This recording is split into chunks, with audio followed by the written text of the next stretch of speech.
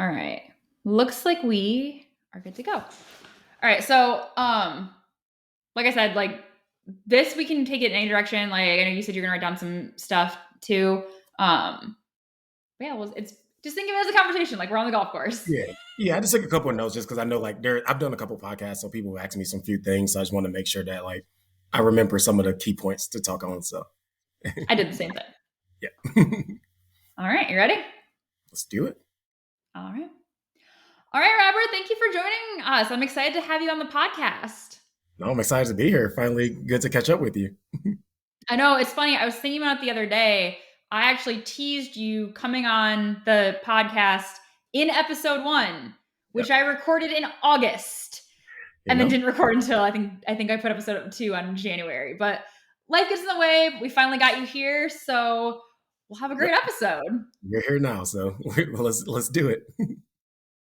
So I think if anybody didn't listen to the first episode, Robert and I met last summer. We were paired together with 2 other friends. So I was golfing with my friend Amanda, and you were Brian, right? Yeah, correct. Yep. Yeah. So we just happened to be paired together during Twilight Golf and ended up talking and off. And I think we all played decently that night. And You even played if we better. didn't, what I mostly remember is it was gorgeous out. It was like the perfect Michigan summer night.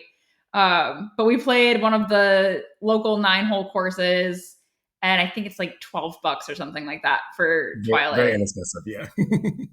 So, and I actually talked about that course in another episode because it's a great learning course. And Amanda, if you remember, was a very new golfer last summer. I think when we played together, it was maybe her 3rd time on a course. Yeah, and that was part of why we were out there too. We was like, oh, let's get some practice in tonight. Let's play this short course. And I actually remember you guys were parked near the putting green and we were near the tee box. And you came over and was like, oh, what's hybrid golf? And that's how the conversation started with us. Yeah, exactly. So why don't you first off, let's start with a little bit of not just your golf background, but also your professional background, because I think that's a good foray into how you got into creating hybrid. Exactly. It really is. So my name is Robert Copeland. I've worked in fashion, retail, and apparel for my entire professional career. So about 14 years now. I worked at some large companies and some smaller startups as well. So I worked at Best Buy, Victoria's Secret, a local watch company in Detroit named Shinola, and I currently work for Carhartt now. So I've always worked in the fashion retail world, and I've always had a thought of starting my own type of brand, but never really had the true inspiration until when the pandemic hit in 2020. And then I started golfing a lot more and realized that's where I really wanted to go with my golf brand. So is there something that I know a lot of golf brands start because someone sees a gap in the market that like I want to wear this and it doesn't exist. Is that kind of how you started, or you're like, you know what, I really like this sport and I want to be part of the industry? So that's 100% how it started. So I'm a big fan of Tiger Woods, as most golfers are, right?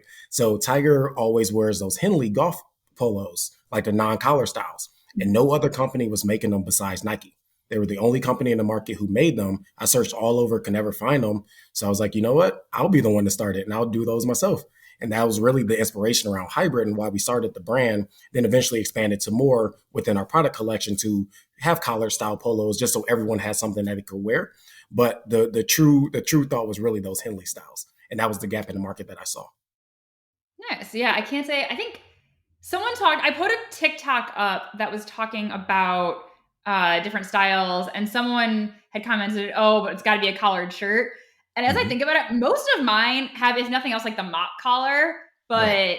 but a lot of mine have the collar. And I Yeah, don't and know. you traditionally have to have a collar at a country club. But if you're Mhm. playing at a municipal course or like your local city courses, you can go in there wearing most things, but at least a a Henley style polo will still make you feel like you're in traditional golf wear, but a lot more comfortable as well.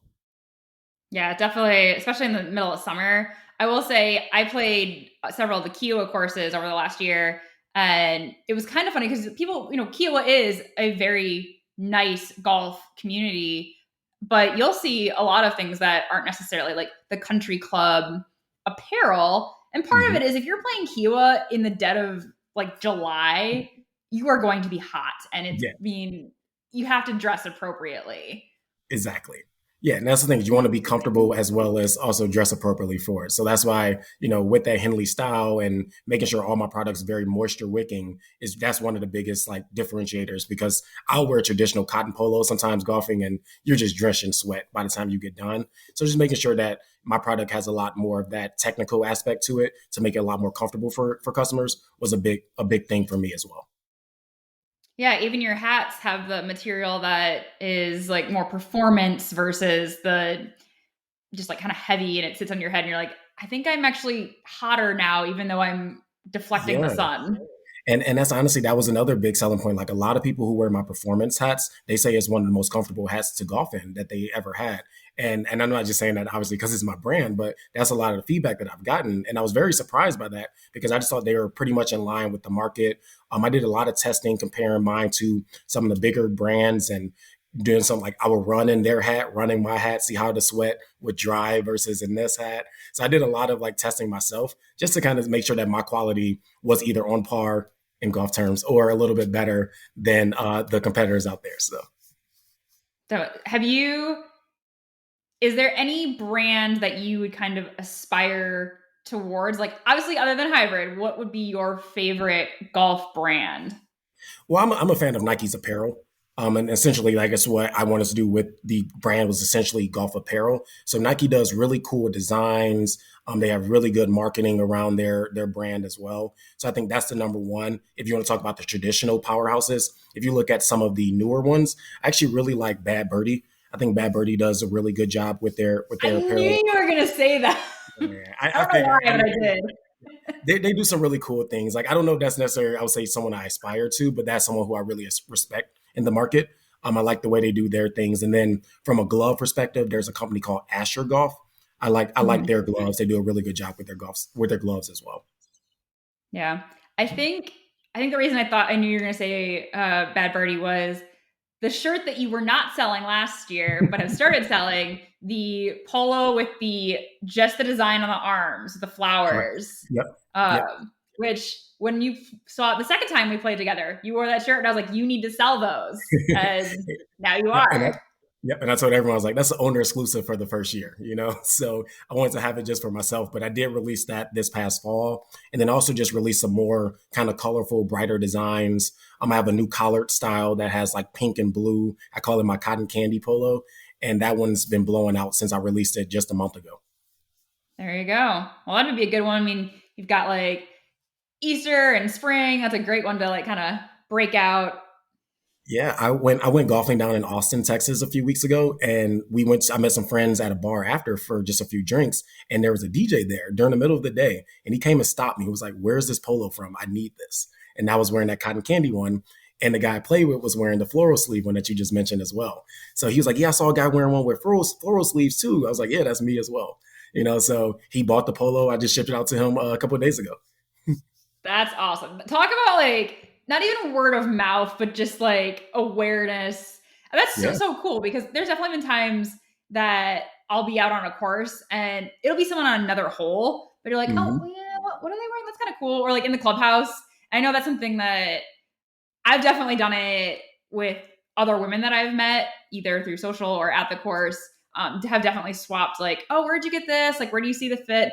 And even a few women's groups that I'm involved in on Instagram and Facebook, one of the most common questions that I see has to do with where do you find golf gear that fits this or that? Or so for me, I'm very short. Hmm. So I like wearing skirts on the course, but there are some brands that even if I really like the style, I'll try it on and it hits me in a weird spot where I'm like, yeah, that doesn't really flatter me. So it's Yeah. kind of cool when you see someone that you're like, that exactly right there, what you're wearing. I need that. Mhm. Yeah. And that's one of the cool things I've done with my brand. Again, from my experience working in retail, I understand that fit is so different for everyone. So I will order samples. And that's one of the biggest costs when you're starting a company is buying your samples because they are not cheap. Because if you're just buying Mhm. one of one versus ordering mass production, they usually charge you a little bit more. So I order a lot of samples, have friends of different sizes, try things on, see how it fits them. And I should give direct measurements to my manufacturers and say, this needs to fit like this needs to fit like that. And that's one of the good things that really good brands do is that they make sure that their things fit, their customers a lot, just a wide range because everyone's body type is completely different, as you said. Like a large, I wear large, and I have friends who are 6'4" who wears larges.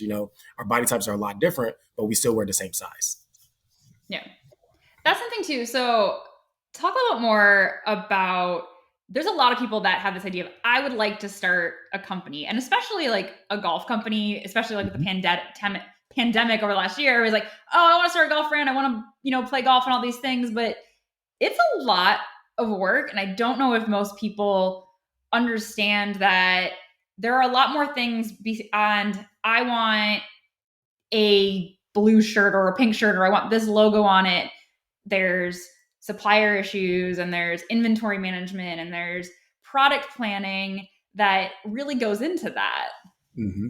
Yeah, there's I could talk about that for like an hour, but I would say there's pretty much two ways to look at it if you're starting a brand or a clothing apparel company. You can do one where you're essentially just a brand, so you can buy your hats from 47 brands or some of the other bigger companies and just put your logo on it. Done, right? So that's easy. That's the easiest way of entering it. It's going to cost you a little bit more money because you have to buy everything from them directly, then take it to a separate embroiderer to get your logo on it. So that's the easier way, little less cost effective, but an easier way.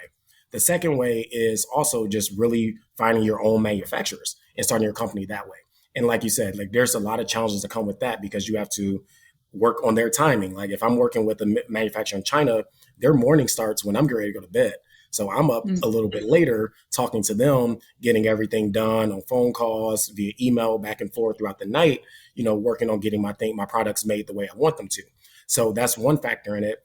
Another factor, another good side of it though, is that everything, when you look at the labels and the tags on it, you have your name on it everywhere. And that's one of the cool things that I really wanted to do. And I don't know if you can see it on the camera, but even like details on the inside of my hat, like I have Hybrid Golf inside of there. But if you get that from another company, it's going to say that other company's name, New Era or whoever, name if you have Yeah. that. So it depends on where you really want to go with your brand. But again, there are a lot of challenges and it is not an easy thing to start. And one thing I always tell people, if you want to start a clothing brand, make sure you're doing something that you're passionate about and something that you really care because it's a labor of love. And you're not going to see those immediate results and immediate return on your investment right out the gate. It just takes some time to develop your clientele and your fan base and customer base. So definitely make sure it's something that you're really passionate about for one, and then it's just something that you really, really enjoy doing as fun. So like to me, this is a hobby, but it's something that I also really, really enjoy doing and, made a business out of it. And the other thing to point out is this is not your full-time job. So It's not. it's all of that work that you just talked about, Yeah. plus Yeah. actual adulting, like having to other responsibilities. Yeah, and that's why I talk to them at 8 o'clock at night. So it's basically I'm doing my day job from 7:30 a.m. till 5, eat dinner, then I'm online working my vendors from about 8 until midnight pretty much every day. So, so it's just, and then you also have to do things like if you're doing it small, you have to pack up and ship out your own orders. You don't have people doing that for you. You have to input all your sales in the system and your expenses. Like you're doing everything. So it's definitely a labor of love and takes some time and wears you a little bit. But, if it's something that you really are passionate about, again, like you'll really enjoy it. And it's something that will continue to motivate you and make you excited every day to do it. So are you still packing all of the orders, or have you gotten some I, recruits to help you? I am sitting in my workstation right now. I have my printer and my computer, my hybrid computer right next to me, and I have all of my packing materials sitting right under me. So yeah, I still do it all myself. So you just need to do more sales like on the course where you just handed me my hat. Yeah, which I have done that a lot. Yeah, I usually keep product in my car. And so if people ask me for stuff, I'm like, oh yeah, I got it, especially hats, because those aren't sized, right? So those are easy. I Yeah. can just sell those right there on the spot. Nice. Very Yeah. nice. Yeah. And before we started recording, I mentioned that what the style you're wearing right now, I had not seen that one yet. Yeah. So So this is a look. little bit newer. Yeah, I think I released this one in about October of last year. So one thing that I want to do with the brand, and I haven't really explained a lot of the history of hybrid, but one thing I wanted to do was do products that was technical as well as for your golf while you're actually golfing, but also some lifestyle things as well. Because I know a lot of people who, at least people who I know within my circle, who want to help me support the brand and promote it, but they aren't golfers. So I made things that are a little bit more on the lifestyle side, which fits into like this sweatshirt, this hat that I'm wearing. It's more of a wool material, but these are things that people wear in the wintertime, and I see my friends wearing it all the time out and about just in their daily lives. So that was one thing, is that I wanted to have a lane for different people. And that kind of ties into the name hybrid. So as most of you guys know, like who are listening to this, are golfers. So hybrid is a golf club, right? But it's also a very known term that means it can be used in multiple different situations, right? So that's kind of where the name hybrid came from, because one, that is my favorite golf club, because I am still a fairly beginner golfer as well. So it helps me out of a lot of trouble that I have. And but again, I wanted something that you can wear on the golf course as well as in your daily life as well. So that's where the term hybrid really came from.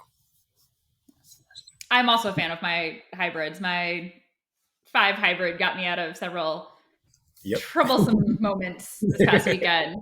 But it's true, like even this is a golf shirt that I'm wearing, and I wore it because it is comfortable. It is International Women's Day as we are recording this, and this is one of the only purple things that I own. I found out, I was like, I was like, okay, this is the only thing I own. But I wear golf stuff, not golfing all the time, just because it's comfortable. Exactly. And I mean, if I'm comfortable and I think it looks cute, why not? And again, that was one of the main things I wanted to do to differentiate myself as well. Because some things look traditional, like oh, you need to be on the golf course. But like I said, I wore that polo to a bar, and a DJ who doesn't even golf wanted to buy it because he just liked how the polo looked. So so it's just kind of cool. Like, and it's good when you see that resonate, especially with people you don't know. Because again, starting a company, most of your customers are people you know or friends of friends. So when you get just customers out and about, just see you on the street, and they're like, oh, I need that, and they buy it instantly. It shows you that you are on the right path. Yeah, definitely. And that you have kind of tied into the styles that people really want. Because that's the other thing, is you could create something that you really like, but if it's not appealing to more people, then that's kind of the end of your business, and you have a lot of clothes that you can, I guess, wear, hopefully. Yeah. And honestly, I take feedback from customers all the time, and I'll make things. If people say, hey, you should make this. Okay, cool. I'll do it. Everything's worth a try, because again, I've worked in the fashion world, but I don't think I'm the most fashion forward person in the world. And like, I don't know everything that everyone would like. So if people give me ideas and I think that it makes sense, to do it for the brand, I'll for sure do it. Like, that's how I got into women's as well. Originally I started doing mostly men, but now I have 4 different women's polos. All my hats are unisex. I have women's in the sweatshirts as well. So like, I definitely make sure that I hit things to all the different customers, and I've seen the results, and it has been selling well. So. Yeah, I remember the first time we played together, you had not rolled out women's yet. You said it was on the roadmap, but it didn't exist yet. It didn't. And actually, I have 2 new women's polos that I actually just gotten last October, and I haven't even got a chance to put them up on the website yet because it got too cold to do the photo shoot for them. So those will be up probably in the next 2 weeks. Yeah. Is Michigan gonna? I actually haven't been paying attention to Michigan weather, although I will be home in a few weeks. But I'm not gonna lie, I've enjoyed the transition from Michigan to South Carolina, and the fact that I didn't really stop golfing. Yeah, I'm jealous of you. I did play this past Saturday though. It was 45 degrees here in Michigan, so that's golfing weather. Yeah, I had to putt. That is definitely spring golfing weather. Which course did you play? Sanctuary, out in in Troy. Okay, yeah. Yeah. On hole 16, the green was completely covered in ice, and I definitely putted off of it. Please tell me you took a video of that. Oh, of course I did. Yeah. Yeah, I have a good video. I'll post it on our on hybrid story pretty soon. Well, I'll be sure I'll link all of your pages in the show notes. That is something that I would like to see. I did last winter when I still lived in Michigan. I did do some golf content in the snow in my backyard, and there's one photo of me. We got one of those huge storms, and there was snow up to like my thighs, and I was like standing out there, and we had gotten like a warm spell, and then all of a sudden more snow. Mm-hmm. Yeah, I tried to hit a snowball at my husband, and he was not really amused. I was amused. Yeah. But he was like, wow. I was like, did you get him though? I mean, it exploded and it kind of just went everywhere. I probably got as much snow on me as he got on him. Right. So I think that's probably it's kind of fair. A lose-lose. Yeah. Well, that's a video I should have taken. That would have been much funnier. I'll definitely been a good one. But that's the other thing too. So like, living here in Michigan, like, and again, that's why the sweatshirt is relevant, because I have friends, we golfed in this in October, because again, like we said, that a lot of courses, the municipal courses, it's a little bit more relaxed of a dress code. So in the wintertime, if it's cold, you can just wear a sweatshirt like this, and they won't really blink an eye at it. I've Yeah. definitely golfed in this. I golfed in my black version of this sweatshirt on Saturday. So Nice. So that's a good lead in. There's been a debate, I think, for a long time, but something that I've seen come up in the last few weeks about the PGA Tour does have a dress code, and that requires the guys to wear pants instead of shorts. But if you look at any of like the practice days, a lot of times the guys are wearing shorts because it's hot in a lot of the places that they are playing. Mhm. So I'm curious, what's your take? Should pros be able to wear shorts during tour events, and all tour events, or just some of them? What do you think? So funny you brought that up, because I was listening to your podcast about like advancing the game, and where you're talking about the Scottsdale tournament and everything as well. So traditionally, I think it does look better if you're out there in pants. I think it's part of the uniform. I think that's the difference of, like, if you think about basketball players, if they're practicing, they're in sweats, right? But when it's time to play the Mhm. game, they're in shorts. So, I feel like that's part of the actual uniform. But I do think that some of the like non-major events, I don't see a problem with wearing shorts personally. I wear shorts pretty much all the time when I play, unless it's cold, or if it's nighttime and there's bugs everywhere, right? But Mhm. I I think that for the non-majors, I truly don't see a problem with golfers wearing shorts, especially if they're like very nice shorts. Like I can see if they're like joggers, right, or like sweat shorts, maybe not. But if they're like khaki shorts or pleated shorts, or I think that looks good. Like I don't have a problem with it, but I totally understand the thought process behind it currently, because it's part of the uniform. Yeah, I definitely agree that I think no matter what everybody needs to look professional like that. It's Mhm. part of, like, they don't necessarily have like a uniform because it's not necessarily like a team sport, but looking nice. And I do think places like Augusta, or if it's a club has a very specific dress code, that the players should adhere to that dress code. Agreed. I just think there's also an aspect of it.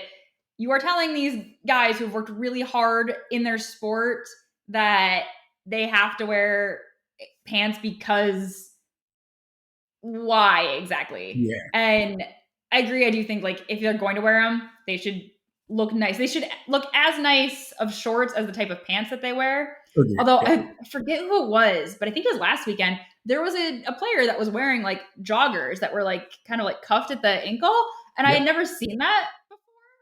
So that is very I new thought that was on. kind of interesting. So that's kind That's of also like new. an evolution. They're not Yeah. just the dress slacks. Yep, and those are really hot in the market right now. So that is probably one of the next. If and when I do make bottoms for my line, those will be the first things that I make.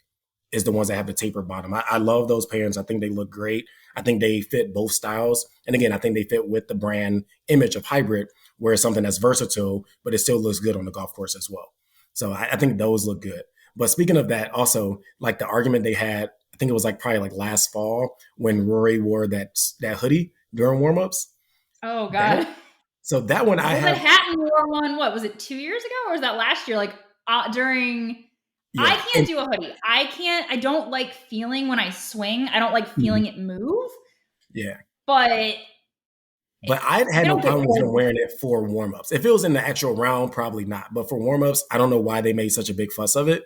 But like, I had no problem with him wearing that, and I think it looked very good. It wasn't like a baggy hoodie; it was like very form fitting. It looked very nice and presentable. So like, I think that looked very fine to me. They probably made it a big deal because of what happened with Hatton. Yeah, My sense of time is so messed up because of agreed. the pandemic. I think that was 2 years ago. I think.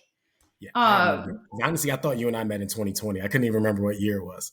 It was 2021. You're I was, right. yeah, I was like, wait a minute. Yeah, no, you're right. But I was Wow, like, was it? that took me, and I was like, wait a minute, that was last year, right? Yeah. Um, yeah, I mean, I guess my perspective is they need to look nice. Hmm. But the other thing is, all of these players are sponsored by an apparel brand.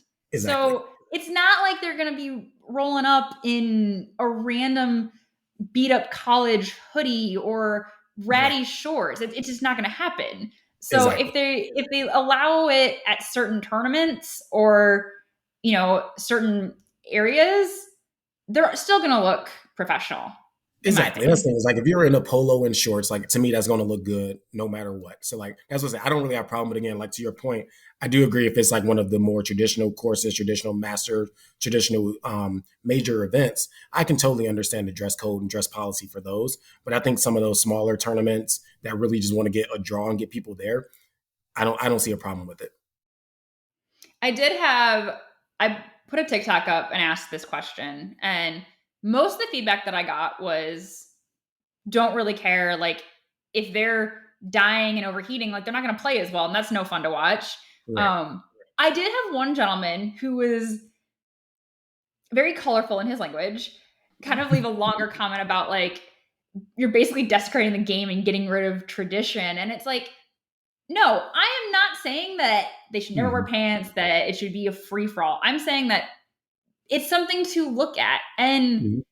unfortunately for the, like, I guess the established fans that say nothing should change ever, golf needs to grow. Golf does need to evolve as any other sport has. Otherwise, you're going to lose fans. And would you Mhm. rather have people like, I would like to be able to be watching golf when I'm way older than I currently am. And if you turn off younger players because of certain things that you're just not willing to budge on, Mhm. the game will lose its growth. Yeah, and I'm glad you brought that up because, like I said, I was listening to your show when you were speaking about the waste management, right? And I think this kind of ties into that. So I think that a lot of the reason why, and another reason why I got into this world is that I wanted to do things that and make clothes for younger people, but also people of all ages, but also wanted younger people to see like, okay, I can do this, I can wear this, I feel more comfortable because I play at a golf course in the inner city of Detroit sometimes, and I'll see guys there in like basketball shorts and a t-shirt and they're out there golfing, like, which is great that you're out there, but also I want you to still feel like you can wear something comfortable that looks good and represents you, but also, still be respectful of the game as well, right? So I think that there's Mhm. a fine balance to it, and I think that I'm not a true traditionalist in a lot of things. I think I am a very like I want to see things change and evolve and continue to grow. And that's as your point. That was one of my biggest points too about the waste management was like people are like, oh, is this great, good for the game or bad for the game? I think it is absolutely amazing for the game of golf. I think that yeah, it can be a little rowdy and like wild, but it seems like the golfers enjoy it. So and the fans enjoy it. So I mean, to me, it's a win-win, right? Maybe some of the sponsors may not always feel it, but there are going to be other sponsors who are like, hey, these are getting higher ratings now. People are coming here. I want to be a part of this now. And I think you had mentioned something about going to. I think you're going to the Masters. Is that what you mentioned, or trying to go to the My Masters? father-in-law is going to the Masters this year. Lucky See, but duck. to me, my number one is going to the waste management now. I would rather go there because I think that would have so much more of a fun experience. Because again, I think they're speaking to the younger demographic and continue to build up golf. And I think there's legs behind that potentially becoming a major event because it's becoming so popular and people really want to be there and involved with an event like that.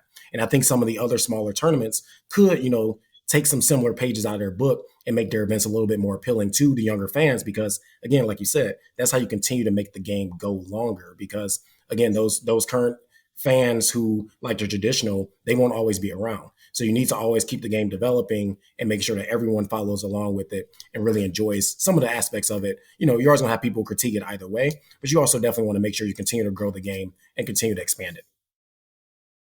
I think that's very true. And my point on the other episode was not every tournament has to or even should be waste management. Waste management is its thing. Like, that Mhm. is what you expect when you go there.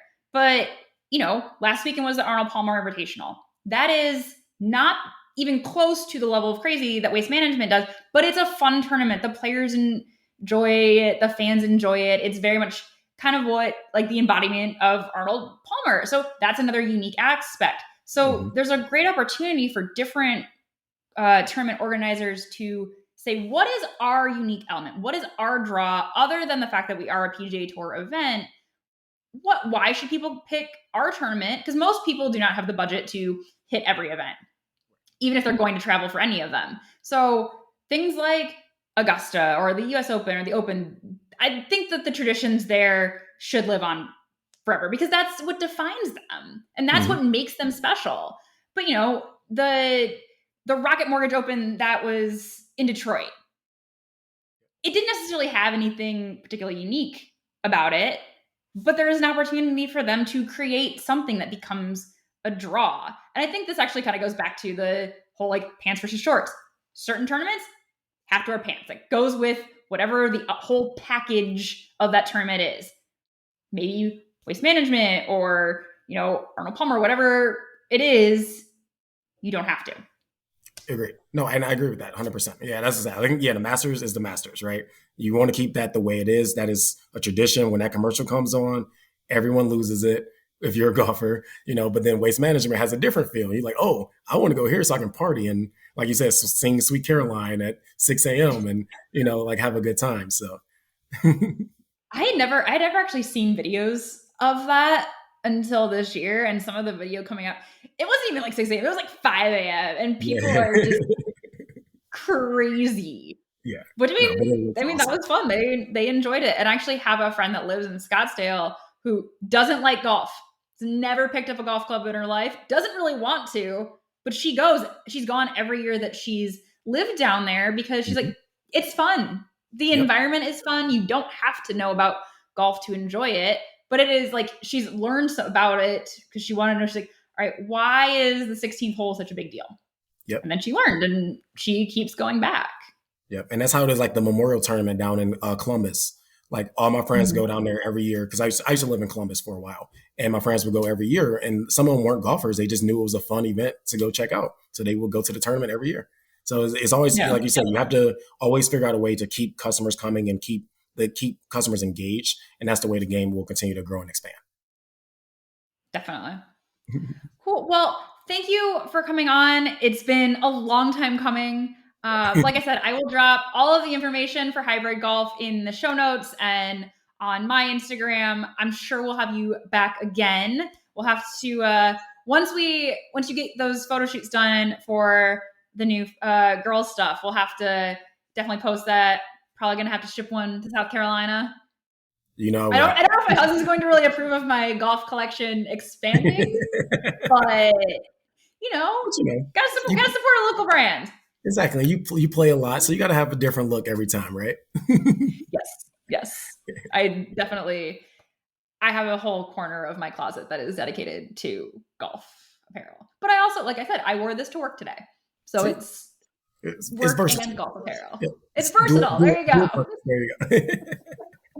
All right, Robert. Awesome. Thank you for joining us, and I will see everybody else back next week for the next episode. Awesome. Thank you.